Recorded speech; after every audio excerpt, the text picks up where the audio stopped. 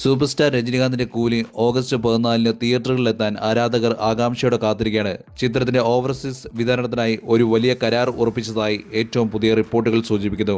Report അനുസരിച്ച് കൂലിയുടെ വിദേശ theatre അവകാശങ്ങൾ 68 കോടി രൂപയ്ക്ക് സ്വന്തമാക്കി. ഒരു പ്രമുഖ വിതരണ കമ്പനിയാണ് 68 കോടി രൂപയ്ക്ക് ഇത് വാങ്ങിയതെന്ന് ഉറവിടം പറയുന്നു. ഹൃതിക് റോഷന്റെ വാർ 2-നൊപ്പം റിലീസ് ചെയ്യാൻ നിശ്ചയിച്ചിരുന്നില്ലായിരുന്നുവെങ്കിൽ ചിത്രത്തിന് ഇതിനും വലിയ തുക ലഭിക്കുമായിരുന്നുവെന്നും റിപ്പോർട്ടിൽ പറയുന്നു. എന്നിരുന്നാലും കൂലി തമിഴ് സിനിമയിൽ ഒരു വലിയ ബെഞ്ച് മാർക്ക് സ്ഥാപിച്ചു.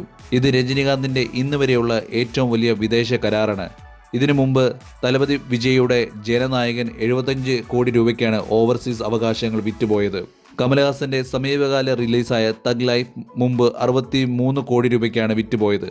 അതേസമയം വിജയുടെ ലിയോ ഒന്നിലധികം വിതരണക്കാർക്ക് 60 കോടി രൂപയ്ക്ക് വിറ്റു.